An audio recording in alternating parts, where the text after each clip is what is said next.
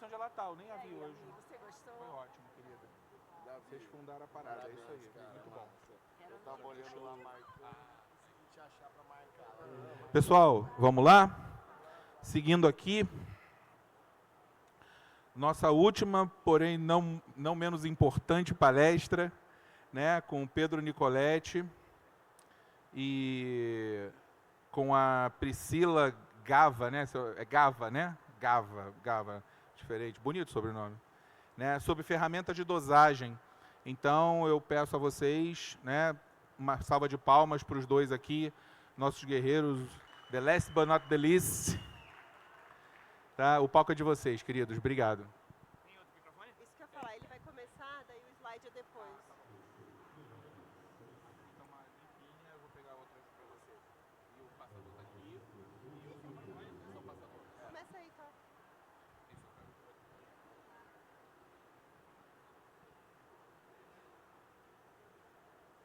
Salve, salve. Boa noite. Massa demais. Vocês são umas pessoas maravilhosas, sabia? Vocês estão no domingo, às 8 da noite, tá rolando tipo Cidade Verde lá, o som geral fumando relaxando, vocês estão aqui querendo aprender, mano. Vocês são inspiração pra mim. Obrigado por estar aqui. Ó, a gente vai ser breve, mas espero que contundente e que aporte. Né? Fechando aí com chave de ouro esse rolê que vocês vieram fazer aqui. Eu me chamo Pedro Nicoletti, sou pesquisador da Universidade de Brasília, sou especialista em controle de qualidade de cannabis, estive trabalhando com 12 anos, mais de 12 anos nessa indústria, vivendo disso, produzindo cannabis em diferentes situações de distribuição, produção, formulação, desenvolvi alguns cursos com Canativa, que foi a primeira associação feita no México em 2014, e aí a gente fez uma associação terapêutica, tive um monte de experiência lá. Depois eu tive na montanha de Oaxaca, no México, produzindo com cooperativas, produtores cooperados. E eu terminei aqui no Brasil, depois de passar pela Colômbia, numa situação de alta tecnificação, uma empresa que produzia cannabis de interior, completamente controlado, e exportava para a Alemanha uma sala de flores que saíam de uma sala de cultivo que eram mais estéreis que uma sala de cirurgia. E essa é a minha caminhada até aqui, chegar nas associações e começar a trabalhar a melhoria da qualidade do produto delas. E aí, o papo hoje é um pouco, a proposta é um pouco a gente trazer desde a academia o que pode ajudar a gente nesse momento que a gente está vivendo agora a se fincar, a se firmar, a criar raízes e a distribuir um produto com alta qualidade e tornar acessível o remédio e ao mesmo tempo se firmar dentro dessa estrutura social que está se delineando aí com essa regulamentação que está vindo e batendo na porta. Priscila, você quer se apresentar, por favor? Oi, gente, boa noite, tudo bem? Eu sou Priscila Mazola. O Lauro me apresentou como Priscila Gava, mas eu sempre falo que eu sou Priscila Mazola, que é o último sobrenome.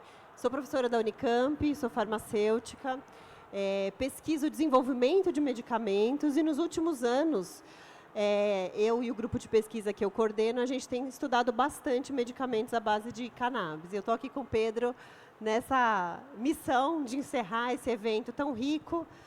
E agradeço aqui o tempo também de todo mundo, porque, afinal de contas, o tempo é a única moeda que a gente gasta sem saber o saldo, né, que a gente tem. É a surpresa, né?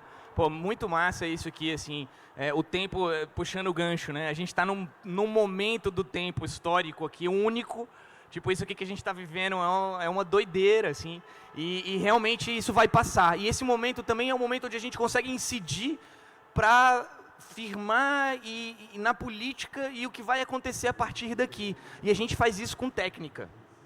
É com isso que a gente está fazendo isso, na prática. Mostrando para uma sociedade que é moral, que a gente tem capacidade científica, que a gente tem capacidade técnica para tomar conta de uma coisa que sempre foi nossa, que sempre esteve dentro da nossa cultura. Eu não sou um acadêmico que resolveu estudar cannabis depois de que ela ficou famosa, como tem muita gente que está acontecendo aí, que muito legal, muita gente está muito interessado na cannabis porque ela realmente se mostrou, de repente, uma super descoberta. Mas tem gente que já sabia disso há muito tempo atrás. Tem gente que vem de uma cultura de formação de moleque, às vezes, que é de ciência da experiência da cannabis. Eu fui uma dessas pessoas. E eu entrei na ciência para entender a cannabis. Então, o que eu entendi, eu queria trazer aqui, da minha experiência, para que isso possa ajudar alguém que está aí nessa batalha agora. O contexto é o seguinte, a gente está no modelo em disputa. O que está rolando agora não é com essa legalização importa, não é um processo linear. O Peter Tosh já mandou a gente, legalize, legalize, legalize, e a gente foi, legalize, legalize durante 2 décadas. Agora é o momento onde a gente fala, peraí, não legaliza de qualquer jeito não, peraí. Vamos fazer uma coisa que a gente quer, para gerar a realidade que a gente quer.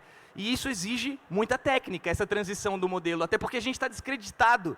A gente está em descrédito, a gente está deslegitimado para uma sociedade que primeiro acha que uma coisa é o do demônio, do diabo e que vai causar um grande problema para a saúde pública. E depois que essa atitude começa a mudar para uma coisa que a gente não tem autoridade para lidar, porque é uma coisa muito complexa, é uma coisa farmacêutica, é uma coisa que precisa separar molécula, é uma coisa que precisa recombinar, e é super complexo por causa das doses, isso e aquilo, e a gente precisa um super sistema técnico, farmacêutico para lidar com isso, e isso é uma mentira.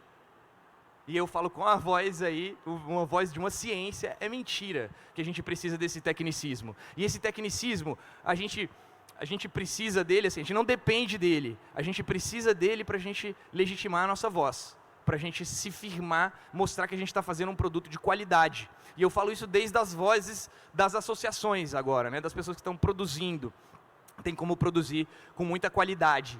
Não necessariamente nas regras estabelecidas que a gente tem para um produto farmacêutico. É por isso que a gente tem que brigar agora, para a gente estabelecer ali na frente que a nossa regra de corte não vai ser o GMP de produção farmacêutica, vai ser outro, diferente. Vai ser um que leva em consideração o que a gente acha importante e que realmente gera qualidade, que é uma produção de pequeno porte. Então, para a gente existir, a gente precisa entender que o saber técnico e o saber social, eles têm um distanciamento de valor. A gente está jogando, às vezes a gente cai nesse erro do discurso de se legitimar e se munir muito com número, porque número não mente, né? E muito com técnica. E a gente tem todos os caminhos bioquímicos estudados até agora para explicar certos fenômenos. E às vezes quando a gente se debruça demais sobre a técnica, a gente esquece o saber social.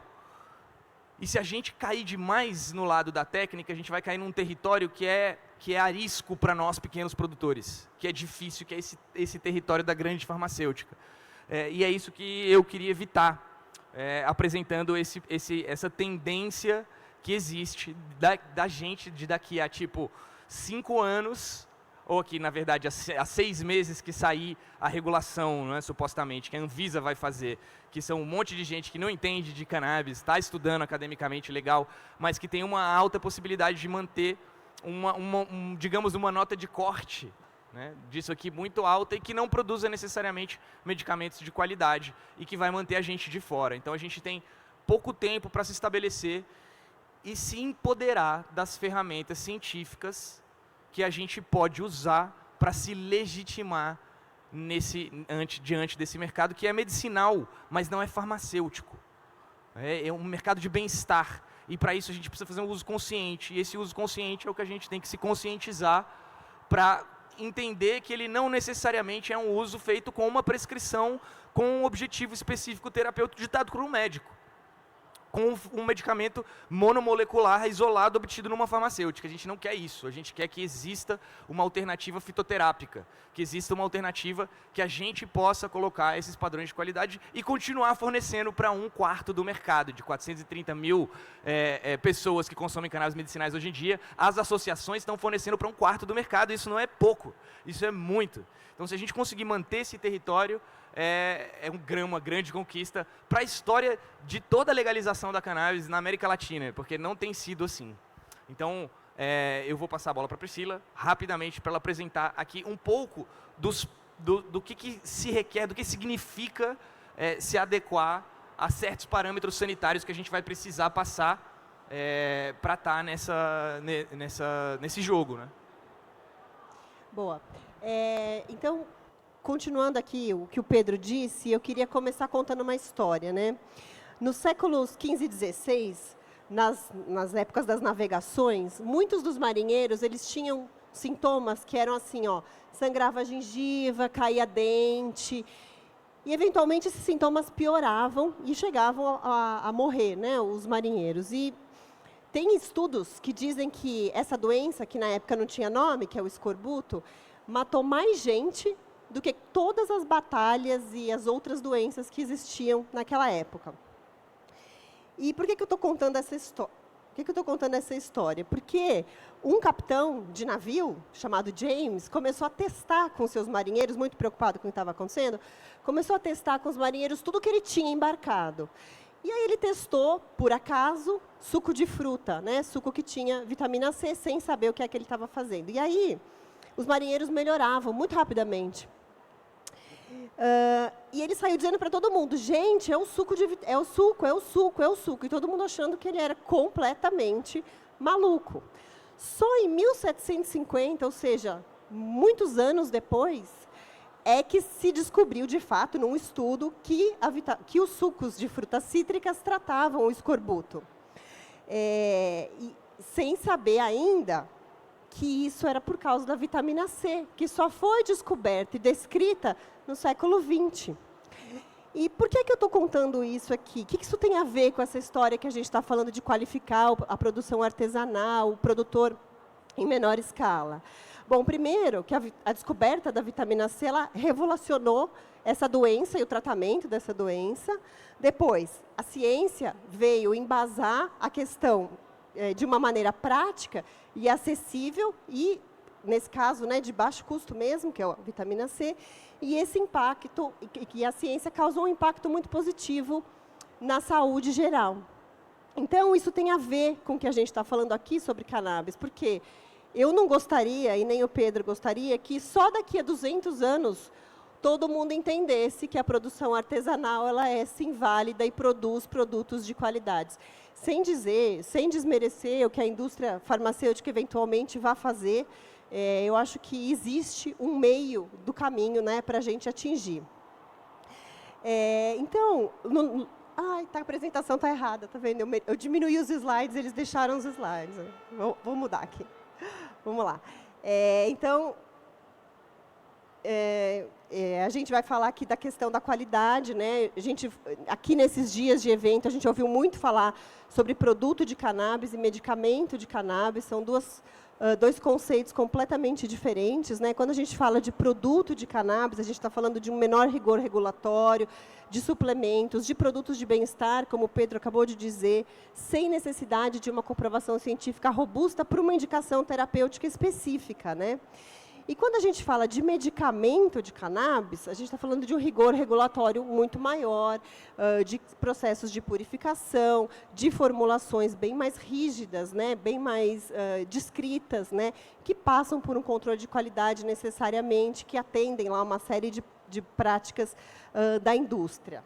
Mas, em resumo, então, tem 3 diferenças entre o medicamento de cannabis e o produto de cannabis. A questão regulatória, em primeiro lugar, a indicação terapêutica específica, que hoje a gente ainda está muito aquém, né, se a gente for pensar no que se distribui para o SUS, que são só para 3 doenças, e a questão da eficácia e da segurança. E quando a gente fala em eficácia e segurança, a gente pensa que a produção artesanal, não só de produtos de maconha, mas de todos os produtos artesanais, ela vem crescendo, porque existe uma demanda grande de mercado. E isso gera necessidade, ou representa a necessidade, talvez represada, de alternativas que são personalizadas, de produtos mais acessíveis em termos de custo. Então, a ciência é, sim, um recurso valioso, não só para validar, mas também para assegurar a questão da qualidade. Mas como é que isso pode ser feito numa produção em pequena escala, né? Como que é feita a questão da boa prática? Então, padronização de processos de higiene, de limpeza, para minimizar a contaminação microbiológica e também garantir que a gente tenha produtos semelhantes lote a lote, né? Quando a pessoa consome um produto ou um medicamento, ela precisa garantir que o próximo produto que ela vai comprar é muito parecido ou é idêntico ao anterior, né? E isso é importante para a questão da reprodutibilidade das formulações. Então, produtos que sejam semelhantes e deem resultados semelhantes. Depois, uma orientação regulatória, que é hoje menos rígida para a questão artesanal e que, de fato, está certo, né? Mas, ainda assim, o pequeno produtor precisa olhar para esse tipo de regulamentação e pensar num controle de qualidade, mesmo que simplificado, que envolva aí testes que sejam acessíveis e adaptados para uma produção de menor escala, inclusive em termos de custo, né? E aí, com que objetivo, né? Ter formulações seguras e eficazes. E, claro, eu acho que é responsabilidade minha, do Pedro e de todos nós, a questão da educação em saúde, né? Falar sempre informações baseadas em conhecimento e educar o máximo de pessoas possível. E quando a gente fala de qualidade medicinal, a gente não pode esquecer de falar, primeiro, de pureza, então, produtos livres de contaminantes, e a gente consegue fazer isso na produção em pequena escala, a partir dos insumos que a gente utiliza e de técnicas relativamente simples e que têm um custo reduzido também. E a questão da padronização, né, que é um outro ponto importante para garantir a segurança e a efetividade. Um outro ponto importante é a questão da documentação de procedimentos. Então, desde o começo, desde o plantio, para quem pode plantar, ou do recebimento do material que vai utilizar, para garantir que a gente tenha um conhecimento de como é que esse processo caminha dentro, né, da empresa, do pequeno produtor. E também a questão do treinamento contínuo. Geralmente, uma produção artesanal conta com uma equipe mais reduzida. Então, todos precisam estar treinados adequadamente para fazer as questões desde limpeza e manipulação de equipamentos, enfim, invase do medicamento pronto, né? E esses parâmetros de qualidade, eles podem, sim, ajudar, né, a atender os requisitos de qualidade. E por que eu gostaria de falar? O Pedro falou assim para mim, passa os slides rápido, eu vou ter que passar, mas eu quero mostrar aqui para vocês. Está tranquilo? Não fala isso para mim. Eu sou uma professora, no domingo à noite. Olha, você não me deixa à vontade. Mas eu queria falar da questão do que se tem hoje no mercado, do que está autorizado hoje, que é a questão dos produtos de uso oral e de uso nasal. Lembrando que não tem nenhum medicamento, nenhum produto farmacêutico registrado para uso nasal no Brasil. As associações e pequenos produtores, eventualmente, produzem esses produtos. E claro que a via oral é a via mais natural, mais segura, mais descomplicada e tal, mas a gente tem um problema de biodisponibilidade. Então, o que chega, de fato, para fazer a ação terapêutica do medicamento, às vezes é 10%, 6% da dose inicial que o paciente fez uso. E tem uma questão de odor e sabor que, às vezes, dificulta a adesão do paciente à terapia medicamentosa também. Eu gosto sempre de dizer que, para o uso oral, por causa do efeito que o fígado faz, o metabolismo do fígado aos produtos, todos os produtos que a gente faz uso por via oral, a gente tem uma concentração no sangue cerca de 40 vezes maior do metabólito inativo do que da fração ativa, ou seja, da fração que vai, de fato, exercer ação terapêutica. E é por isso que a gente precisa pensar em ampliar o arsenal terapêutico, inclusive do ponto de vista do produtor pequeno, e acho que esse é o objetivo aqui, de pensar como é que outras apresentações farmacêuticas chegariam numa dose terapêutica mais adequada.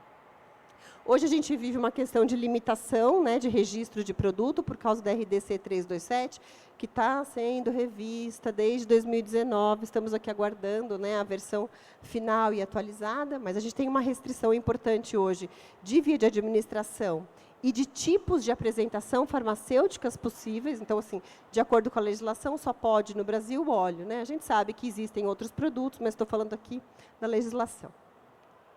Então, a gente tem essa expectativa, né, de atualização da RDC, com esse objetivo de ampliar o arsenal terapêutico, de que a gente tenha mais produtos, né? E aí, vou aqui fazer uma propaganda do nosso trabalho lá no Lafatex. Já aproveito para convidar vocês para seguirem a gente no Instagram. Tem aí no final o QR Code do nosso Instagram do laboratório. A gente tem trabalhado em parceria com as associações para desenvolver produtos hoje em 4 linhas diferentes. Então, produtos para pele, que aqui está como hidrogel, produtos para boca, para consumo pela boca, filme e emulsões, Produtos para a saúde da mulher. Hoje eu ouvi aqui, e é verdade, né, que o sistema reprodutor feminino é o segundo lugar onde há mais receptores canabinoides no corpo, e a formulação de uso nasal, que até a Tairine está aqui, que é a minha aluna que está desenvolvendo esse produto. O hidrogel, então, que a gente está desenvolvendo, tem até uma foto dele aqui, é um produto de liberação modificada ou liberação sustentada para uso tópico, para tratar condições locais. Então, para tratar dor, para tratar cicatrização, eventualmente queimadura, a gente ainda está estudando. Mas esse é um produto relativamente simples de se produzir e que é um produto bastante seguro, né? Então, a gente tem pensado nesse aspecto. Depois, a gente tem feito, estamos estudando, né, filmes orodispersíveis, estão aqui nessa imagem de cima, e emulsões orais também para a questão de aumento de biodisponibilidade, da questão de cuidar, né, do aroma, né, do sabor e do odor do produto final, pensando, por exemplo, em pacientes eventualmente pediátricos que tenham dificuldade de adesão à terapia medicamentosa. E produtos para a saúde da mulher, que a gente tem estudado diversas apresentações farmacêuticas diferentes, especialmente para uso local. Tanto produtos de higiene para a saúde íntima feminina, como produtos para tratar condições específicas da saúde feminina. E as formulações de uso nasal, que seriam formulações de resgate, também driblando esse efeito de primeira passagem e se aproveitando do eixo nariz-cérebro, que é uma área interessante de estudo, também pensando em rápido início de ação, né, de fato, uma terapia de resgate, e facilitando a adesão do paciente também à terapia medicamentosa. O que a gente tem feito, então, no Lafatex? A gente está em parceria com 2 associações, especificamente, mas estamos disponíveis para ampliar essas parcerias, é nosso interesse, tanto do ponto de vista de pesquisa, quanto do ponto de vista de projetos extensionistas. Então, a gente está desenvolvendo material, apostila, videoaula e treinamentos, para que a gente consiga, fora da universidade, beneficiar o maior número de pessoas com essas iniciativas. Pensando, então, aqui em conclusões para essa apresentação, pelo menos da minha parte, depois o Pedro ainda vai fazer uma conclusão dele, pensando que a ciência não é só uma ferramenta, né, de validação, mas ela é também um recurso, um caminho, né, para tornar essas práticas de pequena produção reconhecidas e regulamentadas. E desenvolvendo e produzindo produtos que sejam, de fato, eficazes, né? Claro que o que existe hoje é eficaz, é seguro, mas eu acho que existe necessidade de se estimular a pesquisa para ampliar o nosso arsenal terapêutico e pensar muito além do medicamento, pensar em cosmético, pensar em produtos para bem-estar, em suplementos e, claro, na vertente veterinária, que deu um passo grande esses dias, tanto do ponto de vista de medicamentos quanto de suplementos também. Tem a Júlia aqui que está paquerando também um projeto de pesquisa em colaboração. E só retomando a história do escorbuto, então, terminando aqui o meu loop da minha ideia inicial, é que a ciência, né, por trás da vitamina C mudou a história da medicina, de fato, e acho que a ciência também pode mudar a prática do pequeno produtor, legitimando os produtos que se produz de forma a garantir a segurança e a eficácia. Tá, aqui, estou te devendo, mas eu botei nos slides, aqui não atualizou. O meu e-mail fica à disposição e também o Instagram do laboratório, se vocês quiserem acompanhar a gente, conversar com a gente por lá também, eu fico à disposição. E vou deixar o Pedro encerrar aqui a fala dele. Tem o microfone. Valeu, Priscila, massa. Caramba, a gente tem tanto que fazer entre instituição acadêmica e instituição da sociedade civil, que fica assim, impressionante a necessidade que a gente tem um do outro nesse momento agora também, de se retroalimentar. Alguém sabe o que é o efeito entourage aqui? Vocês estão familiarizados? Levanta a mão aí, quem sabe o que eu estou falando. Massa, a maioria massiva. Tipo efeito simbiótico, né? Que fala o complexo efeito simbiótico entre várias partes dos compostos da cannabis, THC, canabinoides, CBD, CBG, terpenos, outros elementos que fazem com que o efeito no final não seja uma soma das partes, mas uma multiplicação exponencial delas, muito mais potente do que trabalhar com a monomolécula, né? Então, assim, esse efeito, ele é muito interessante para entender tudo o que acontece em volta da cannabis, tanto tecnicamente como socialmente. O papo social ele é muito importante, o saber social, em cima da coisa, porque o saber técnico só ele é uma bala de canhão que não tem direção. Né? O saber social, político, é o que coloca direção para essa bala de canhão. Então eu vou falar rapidão para vocês, uma parte que é meio chata, mas que eu acho que é bem importante para a gente ter legitimidade como produtores, que é a dose, que é a concentração. Quando a gente separa as moléculas e leva para grau farmacêutico, a gente não precisa se preocupar em contaminante, porque a gente vai separar esses contaminantes. A gente não precisa se preocupar de como vem a dose, se vem de uma determinada forma, se a planta mudou, porque a dose vai ser fácil de fazer, porque a gente vai isolar o CBD e depois a gente vai botar quanto a gente quiser dentro de uma mistura e pronto, e ponto. E essa é a prática da indústria farmacêutica. Com o advindo de cada vez uma robustez cada vez maior do efeito entourage, da comprovação científica de que o efeito entourage existe, e ele é melhor do que a monomolécula, um extrato completo de CBD com todos os canabinoides é melhor do que o CBD puro, isolado, a tendência farmacêutica vai ser retirar todas as moléculas, separá-las e depois recombiná-las em formulações específicas para um fim específico, tipo, AIDS. Então, essa farmacêutica vai passar pelos testes clínicos, padrões, vai investir nisso, se tiver o apoio, se tiver acontecendo, o João Rincon estava aí agora há pouco da Colômbia, e essa foi a aposta da Colômbia, e não aconteceu, porque é um investimento muito suntuoso, e está muito moroso, e o que acontece no final é que as pessoas estão sem acesso ao medicamento, porque tampouco foi estimulado o sistema local de abastecimento. Então não tem nem o sistema farmacêutico, nem o outro lá que vem da planta direto, e salve-se quem puder. E isso é um sistema de legalização que já tem mais de 8 anos, 7 anos. Então, o que a gente faz pela nossa própria soberania é, na verdade, trazer para o campo do natural, da natureza, de como aquela planta gera todos esses canabinoides, terpenoides, que pode parecer aleatório para a gente, né? Sei lá por que ela fez daquele jeito, mas não é aleatório, ela faz isso em resposta a um meio ambiente. As agressões de um meio ambiente, a se defender de um meio ambiente, a se adaptar no meio ambiente, que às vezes a gente também vive naquele mesmo meio ambiente, enfrentando as mesmas dificuldades, e pode ter algum sentido aquele quantidade de THC junto com aquela quantidade de CBD, junto com aquela formulação ali que a planta que fez. Não foi o ser humano que a fez, foi a planta que fez. E por isso ela não pode ser patenteada. E por isso a nossa estratégia sempre foi extrair um produto completo, sem separar moléculas e usar ele da forma como ele vem. Isso significa o quê? Que a nossa formulação vem, então, de uma planta. Não é a gente que estabelece quanto de THC, quanto de CBD, quanto de exatamente cada coisa, em que proporção. A gente vai lá atrás de uma genética XYZ que produza bastante, que seja interessante e que dê resultado para as pessoas que estão tomando esse produto. E esse tem sido o modus operandi dos produtores artesanais da Califórnia de 1996 até agora. Mas esse modelo está vencendo, cada vez mais vencido.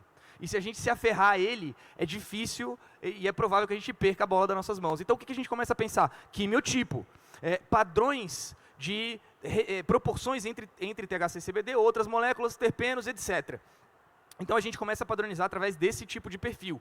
E esse perfil continua vindo das plantas, mas agora a gente não fala muito White Widow, Black Domina para AIDS, ou não sei o que para o câncer, ou o Super Lemon Haze para problema digestivo. Não, a gente vai falar, olha, um quimiotipo que tenha mais ou menos THC, CBD tal, CBG ou outros canabinoides secundários, e uma linha de terpenos de determinada forma. Isso é bom para certas coisas, sim. E essa é uma estrutura de guiança, né? Uma estrutura de guia, onde é que a gente vai ir, o que a gente vai apontar. E aí, White Widow, Black Domina, White Shark, tudo isso pode cair dentro de um mesmo perfil de canabinoide, dentro de um mesmo quimiotipo. Então a gente já está trabalhando isso. Primeiro a gente tem uma complexidade simples que a gente trabalha, que é THC e CBD. Pronto, THC e CBD, que proporção que eles estão? A gente tem 3 quimiotipos, um mais THC, um equilibrado e um com menos THC, pronto.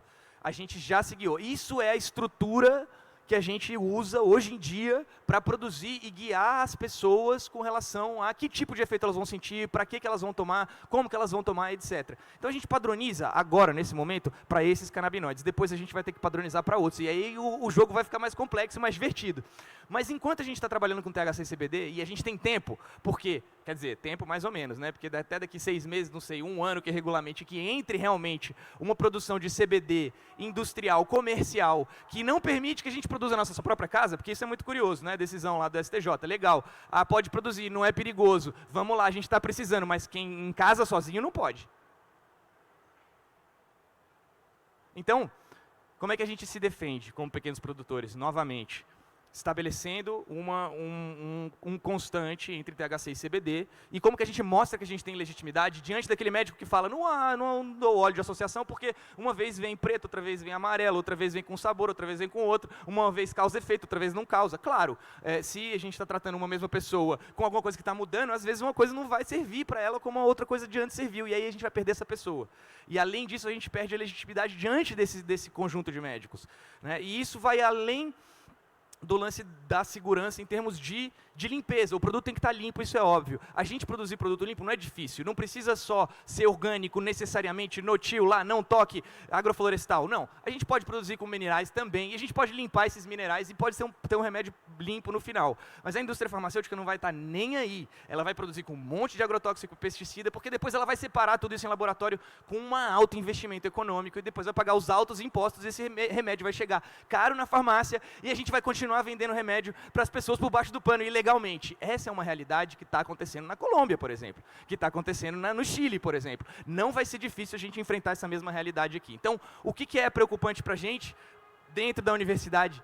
Fornecer as ferramentas para que haja comprovação de qualidade, que para as associações, os pequenos empreendimentos possam provar que estão produzindo alguma coisa de qualidade. Por isso essa aproximação importante. E, aliás, a ciência só vai poder estudar, as universidades, nós, estudos clínicos ou etc., do efeito entourage e apoiar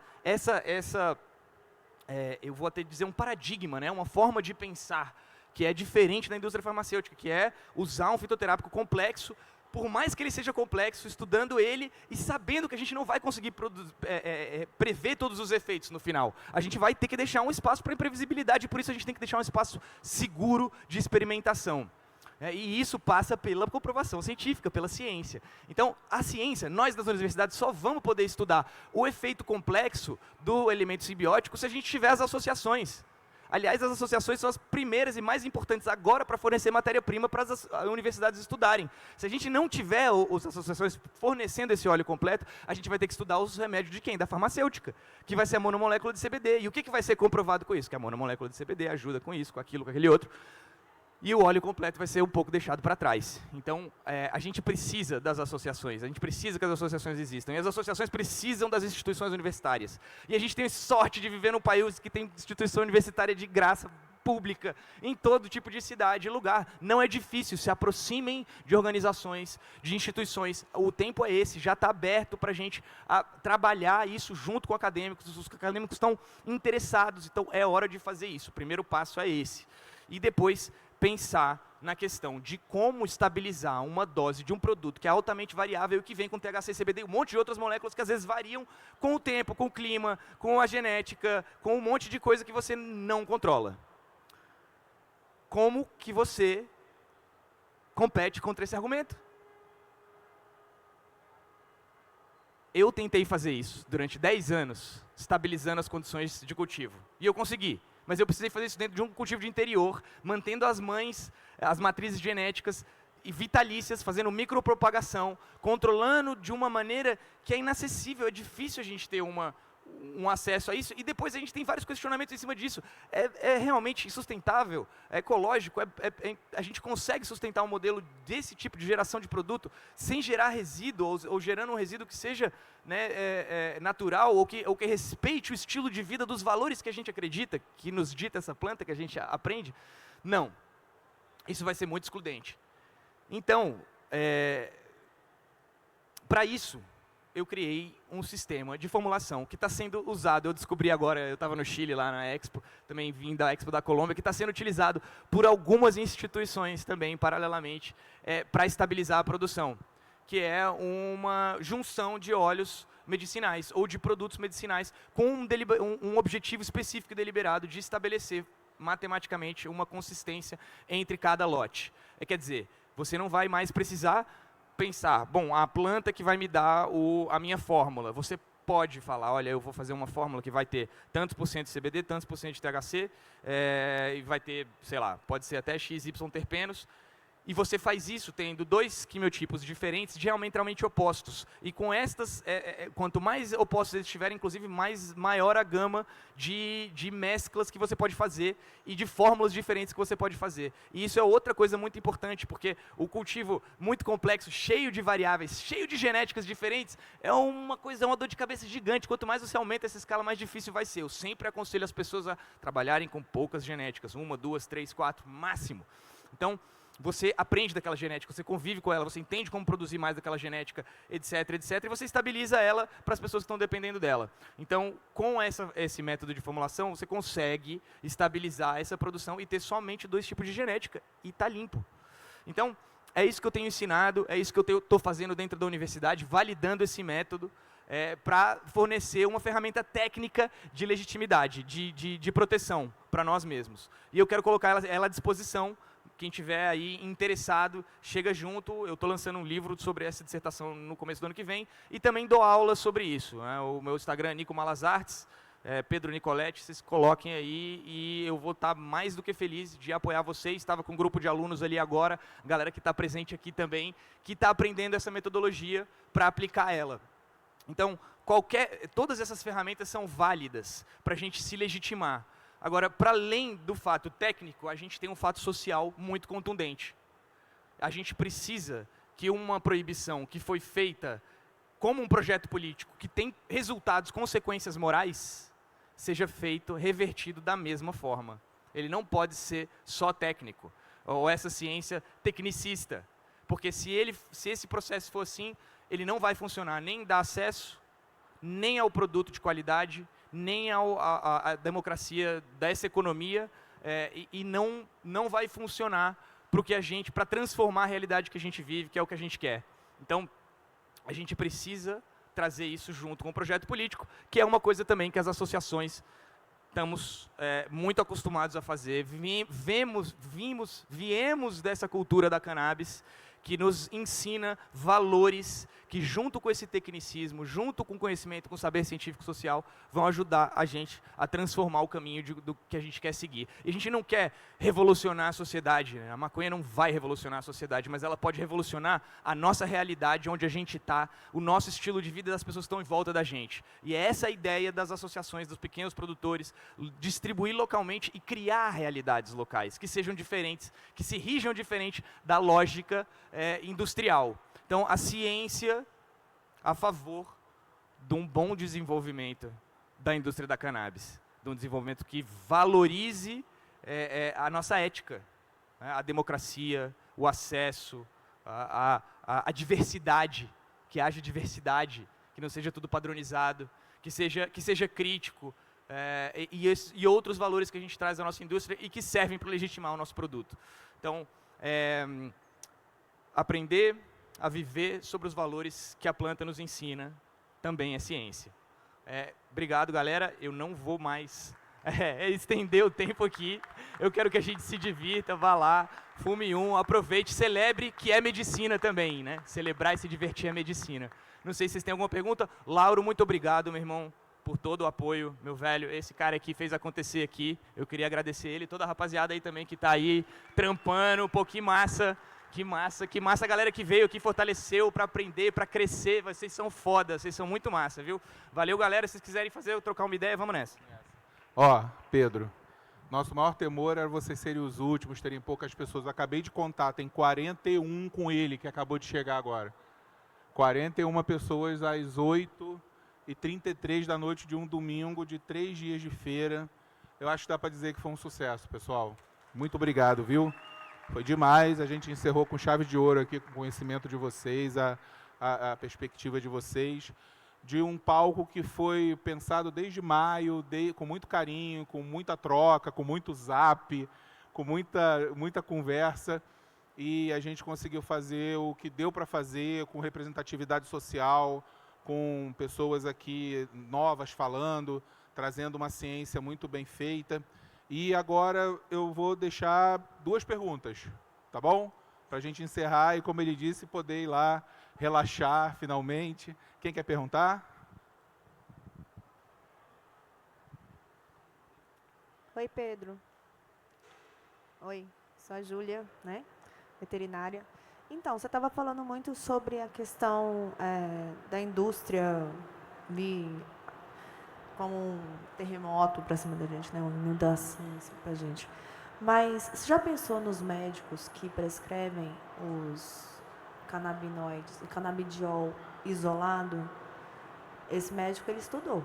Ele sabe o que é sistema endocannabinoide, né? O que você acha disso? Porque o médico que estudou um sistema endocannabinoide prescreveu uma molécula isolada, sabe o que ele está fazendo. Está fazendo que a gente sabe que não é tão eficiente como você falou. Né? Um full spectrum, ele funciona muito melhor. E aí? A gente tem esses médicos que se... Desculpa, não vou falar o que eu vou falar, mas... Acaba que sai do que a gente sabe que é bom, né? Então... Eu acho que isso sempre vai existir. Sim. E não se trata da gente brigar contra uma indústria que já está aí, que vai continuar. Se trata da gente entender, inclusive, que vai ter pessoas que vão se beneficiar mais de um CBD isolado. Não necessariamente, ou talvez até dê um passo cientificamente precipitado aqui, mas com algum embasamento de experiência causal, de que isso tem muito a ver também com o jeito que a pessoa recebe o remédio, também influencia no resultado do remédio. E por isso existe uma coisa que chama efeito placebo. E ele é cientificamente assim, né? comprovado por causa disso. Então, uma pessoa que tem muito medo do THC, ela precisa de um produto de CBD isolado. Mentalmente, inclusive. Então, assim, isso é só um exemplo. Né? Vai ter muitas pessoas no universo de pessoas que vão se beneficiar desse produto. Inclusive, não existiria uma razão para não fazê-lo se não fosse a obrigação de fazê-lo para meter em um sistema que a gente consiga fazer circular. E esse é o grande problema. É que a gente não consiga existir como produção artesanal, e eu digo artesanal no sentido de que é produzida, né, com óleo completo, com a planta completa, fitoterápico completo, como uma alternativa viável e contundente. Porque esse é o cenário perigoso que a gente está enfrentando. A gente, não é o outro lá, eles terem muito poder, é a gente não conseguir existir, nem sequer. Então, o que a gente, né, dentro de associações, dentro de operações produtivas, etc., tem como marketing mais forte, e isso as empresas também já estão aprendendo, algumas delas, né, que querem ter uma relação um pouco mais diferente, é a educação. Quanto mais a gente educa as pessoas, os usuários, e mais eles conseguem entender o que é melhor para eles e criam um espaço seguro de experimentação para que eles tenham a sua própria jornada, mais sucesso a gente consegue ter, fidelizando essas pessoas e fazendo com que elas sejam raiz de sustentação dessa organização, por exemplo, que depende, às vezes, da venda de serviços, como a venda de produtos de óleo. Então, é por aí que eu acho que a gente tem que tirar e atirar na hora de lidar com o produto isolado versus o espectro completo. Beleza, valeu.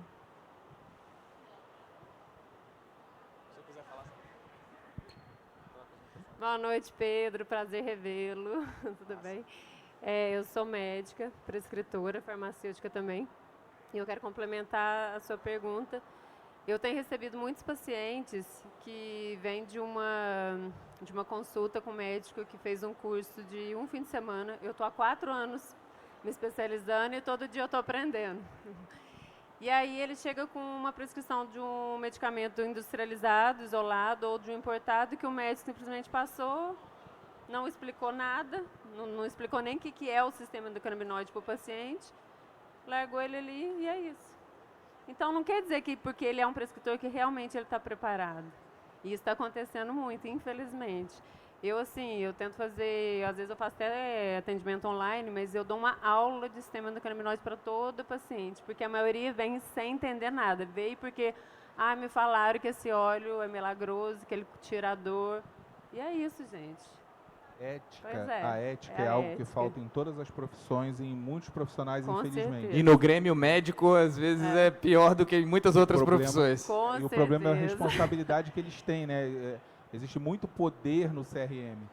Sim. nesse carimbo. Esse carimbo pode tudo. Com certeza. E eu, apesar de ser farmacêutica, sou muito contra o sistema da farmácia e sei que eles não querem perder, né?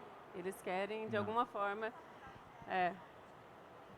Com certeza. Isso já tinha que estar na Exatamente. nossa faculdade há muito tempo, né? Gratidão, Ali- Pedro. Parabéns mais uma vez. Pô, É obrigado, sempre querido. maravilhoso. Que massa. Ó, tem uma pergunta lá, Laura. De repente a gente pode, né, ouvir quem quiser falar alguma coisa e a gente remata aqui. E vamos nessa. Boa noite. Meu nome é João Bruno, eu sou numa associação canábica, a CMB. Queria parabenizar vocês pelo trabalho, a professora Priscila. E, bom, dentro da sistemática, primeiro, do livro, você vai ensinar a fazer um laboratório de baixo custo em casa. No livro vai haver essa abordagem porque isso muito interessa as associações e ter esse controle, essa ciência, né, que nos assessoria. Aí você já tem um comprador do seu livro. E para a doutora, mas depois também a gente conversa sobre isso, tá? Boa, boa. Fechou. Vamos pra cima. Doutora, essa posologia, né, essa ciência que traz essa exata, até onde a gente poderia chegar? Agora foi liberado para os animais, aonde que mais a gente tem que calçar para ampliar de uma forma geral, sem limite, sabe? Sem essas barreiras. Será que a gente ouve mais alguém ou a gente encerra? Tem mais alguém para perguntar alguma coisa? Opa. Ô Pedro, já vai no mesmo rolê. Pensando nos velhos boticários lá, vamos voltar no tempo, voltou nas calaveras, eles provavam os produtos assim como o queijo mineiro, o vinho. Será que a gente não está desprezando nessa relação homem-planta? O homem, ele, por exemplo, pego um beck hoje. Pô, esse não me fez mal, tem muito THC para mim. Eu tenho um corpo, como o Faverê falou ontem, que o corpo é como se fosse um HPLC. Essa provocação que eu queria fazer para você com a sua experiência, brother. Só isso. Posso falar primeiro? Essa pergunta que o João fez é uma pergunta difícil para se responder. A pergunta de 1 milhão, né? Ainda mais nessas horas. Eu acho que a gente tem muito para expandir, acho que falta em termos de legislação. Na verdade, eu acho que a legislação ela é muito rigorosa e acho que a gente poderia dar um passo para trás. Na verdade, a gente está falando de uma planta e para outras plantas não existam tantas restrições assim, né? Acho que muita coisa é remédio e nem tudo é medicamento, né? Então, às vezes, remédio é tomar uma cerveja no fim do dia, bater o papo com um amigo. E medicamento é uma outra coisa. E para atender a regulamentação, e eu sou farmacêutica, sou professora, e também não posso dizer contra os medicamentos, afinal de contas, os medicamentos que permitem, muitas vezes, né, que a gente atinja aí uma idade mais avançada e que transforme doenças que antes eram agudas em doenças crônicas, enfim, tem lá todo um mérito que não vem ao caso aqui, mas eu acho que o que existe hoje é um excesso de tudo com relação à maconha. Acho que a gente poderia, na verdade, dar um pouco de passos para trás, pensar mais em produtos, mais em outras alternativas e, paralelamente, se pensar no medicamento, talvez monomolécula, uma coisa purificada para atender indicações clínicas específicas. Então, eu penso mais ou menos assim, mas essa é uma conversa longa. Então, a gente tem uma situação muito esdrúxula, né? Que é a seguinte, a gente conversa e a gente entende, e não é só a gente, né? A ONU, em 1948, estabeleceu, entre todos os países signatários, que saúde não é não estar doente. Saúde é ter boas conexões sociais, saúde é você ter dinheiro suficiente para conseguir comprar o que você precisa para sobreviver. Saúde é você ter uma família firmeza. Saúde é você ter uma relação de convivência com a natureza. Enfim, outra série de indicadores que revelam a saúde. É você ter saúde mental, né? Não é aquele básico ali, não, eu estou doente, então eu estou sem saúde. E o que hoje a gente entende como consumo de cannabis no Brasil oficial, e é uma coisa que aconteceu com todos os países, praticamente, é assim, a gente precisa ter uma condição clínica carimbada e certificada para a gente conseguir ter acesso seguro ilegal a cannabis. E quem que dá isso pra gente? O médico. Ele é a figura que vai falar, ok, essa pessoa tem XYZ, eu comprovo e ela precisa da cannabis. Pronto, se abre esse caminho. E isso por si já é uma coisa que coloca pra gente um determinante. E a gente precisa lembrar que esse determinante, ele é uma estratégia. Ele é um caminho para a gente chegar em alguma coisa que a gente está utilizando. Mas não é um caminho para a gente chegar numa coisa qualquer. Não tipo um uso adulto de qualquer jeito. É um uso dentro da área da saúde. E a gente precisa manter essa discussão dentro da área da saúde. Não da indústria farmacêutica necessariamente, do medicamento, mas dentro da área do bem-estar. Bem-estar como um produto que pode ser consumido livremente, porque não tem risco difícil, risco complicado. Não é como um produto farmacêutico que, por exemplo, de um canabinoide sintético. O canabinoide sintético, se você tomar demais dele, você pode morrer. E não tem morte de THC em 12 mil anos de uso.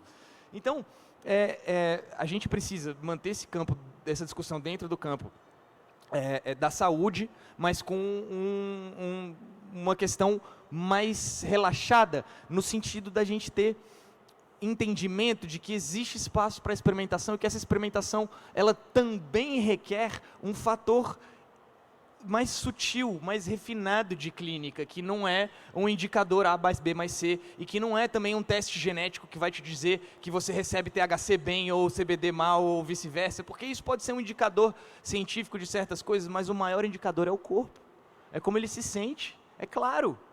Mas a gente vive num sistema que a gente está tentando enquadrar esse medicamento dentro de um sistema específico, que é um sistema que tem autoridade, para a gente ganhar legitimidade e sair de uma condição de contrabando, de justiça, de legalidade, de demônio, de não sei o que, e coloca a religião no meio e coloca um monte de preceito moral que a gente precisa resgatar ele daí e ter legitimidade. Mas a gente tem que tomar cuidado para não levar isso para um lugar, um território onde a gente já não domina, que é o território da indústria, né, da clínica.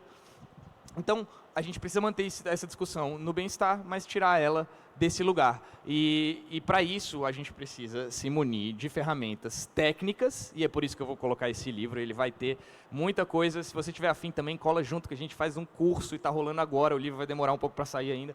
Mas a gente tem pouco tempo, então, velho, o tempo está passando rápido, eu te aconselho a gente agilizar esse aprendizado. E vamos nessa, fazer uma coisa de qualidade. Valeu, Lauro. Em 2014, o Pedrão da Abra Cannabis, ele inventou Zaru. uma coisa, o Pedro Zaru, ele inventou a ideia brincando, assim, falando do cromatógrafo humano, que a gente não tinha isso, não tinha padrão, não tinha nada. Então, assim, a gente fumava, via o efeito, aí relatava o efeito e aí pensava se aquilo servia ou não para as doenças. Entendeu? Não, isso aqui, dormir para... Opa, então isso é bom para insônia. É a brincadeira que eu estou falando, é o cromatógrafo humano. A gente sabe pela experiência de uso. Né? Usar a sensibilidade, né? Usar o nosso entendimento. Mais uma perguntinha aqui. Demorou, claro, com certeza. Boa noite. Tá desligado o microfone? Boa noite. Boa noite, gente. Eu queria perguntar sobre a via de administração nasal, porque assim como tem aplicação ginecológica, enfim, eu não sei se é só uma via nariz-cérebro ou se tem um tratamento para sinusite, amidalite, alguma coisa assim, também com cannabis. Como você chama? Vitória? Vitória, a gente está estudando lá no laboratório, a sua vizinha aí de cadeira que está estudando, a Tairine. A gente está estudando pensando em doenças neurodegenerativas, sistema nervoso central, por uma questão de resgate. Mas acho que faltam estudos. Eu nunca li um estudo sobre tratamento de condições orofaciais, o sinusite, a amidalite. Mas não duvido, né? Porque a gente, por exemplo, tem feito estudos de atividade antimicrobiana. Então, se tem uma atividade antimicrobiana ou um potencial antimicrobiano, até pela composição química e tal, possivelmente vai ter uma ação nesses tecidos. Então, é por isso que eu digo, a gente tem que pesquisar muito em muitas áreas, né? Para ampliar o arsenal mesmo e ampliar esse letramento, assim, de como que a gente pode utilizar, né? E não necessariamente como um medicamento, às vezes como um outro tipo de terapia também. E, acima de tudo, a gente procurar as medicinas para além, a medicina ancestral mesmo, porque você falou disso aqui, e na medicina indiana tem uma erva chamada cálamo, que você inala. Então, assim, já falar em inalação já fica um negócio assim, mas são 12 mil anos de medicina, 7 mil, na verdade, de medicina Ayurveda, que faz esse tipo de tratamento para limpar as vias aéreas superiores com um pó de uma planta. Então, é para além da maconha que eu estou falando aqui. Eu estou falando de uma planta que é liberada, chamada cálamo, vem de qualquer lugar de erva natural e desinflama. Então, a planta para isso que a gente conhece, eu, pelo menos, na minha experiência até hoje, é o cálamo. Maconha ainda não sei. Mas é aquela história, a gente que usa, né, mesmo gripado, a gente continua usando, enfim, dependendo da gripe. Enfim, pessoal, acabamos por aqui. Eu desejo um excelente fim de domingo para vocês. Agradeço demais a presença de vocês aqui. Muito obrigado mesmo, do fundo do coração. Foi um prazer danado. Priscila, Pedro, obrigado mais uma vez. E espero vocês aqui ano que vem. Vamos já marcar, né? Acho que é 14, 15, 16 ano que vem. Vamos ter de novo Palco Medicinal, Expo Cannabis 25. Tamo junto, pessoal. Valeu demais. Até o ano que vem.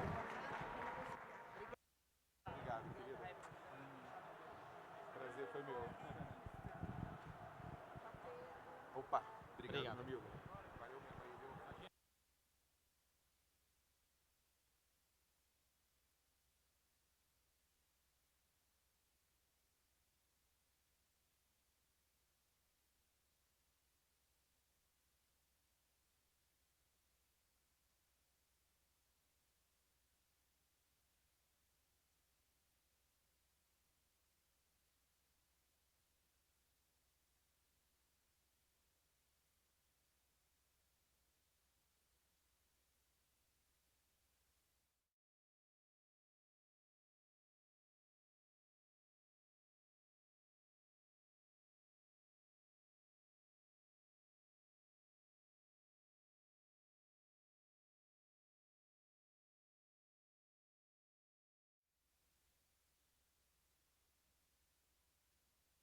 Foi, alô. Pessoal, só faltou um pequeno detalhe aqui, o agradecimento aos patrocinadores do evento, que sem eles a gente não teria feito esse palco maravilhoso esses 3 dias. Patrocinadores Master, Aleda e Hemp Vegan, o Ouro Flora Urbana, Master Jurídico, Melo Mesquita Advogados, Bem Bolado, Puff, Instituto Santa Planta, Advanced Nutrition, Toca Raul, Sadu Group, o bronze do Yellow Finger, Atami, Official Med, Mirage, Abraço Esperança, NetSeeds, Golira Concept Store, Consultório de Orientação Medicinal da Revive de Brasil, Espaço Jurídico, FCW Law, Arima Galício Cooper Mamarona, Espaço de Negócio lá em Circos, DNA 420, Abduzido, Supply Solutions, Uruguai, Século XXI, Fumaçônica, Apatos, Suave, Master Products e Tona B. No palco shows a Aleda e no apoio de mídias Monkey Buddies, Sechad, Revista Brisa, Cama, Informacan, Cannabis e Saúde, Cannabis Monitor, Cannabis e Emprego, Social Weed, Visite São Paulo como apoio institucional, Ação da Cidadania, CAIA, Clube de Fitoterapia Canábica, Rede Reforma, Iniciativa Negra e o apoio de eventos e feiras e congressos, Agência Oficial de Viagens, a Canavita e a Tatuíde. Agora sim, pessoal, muito obrigado e até 25.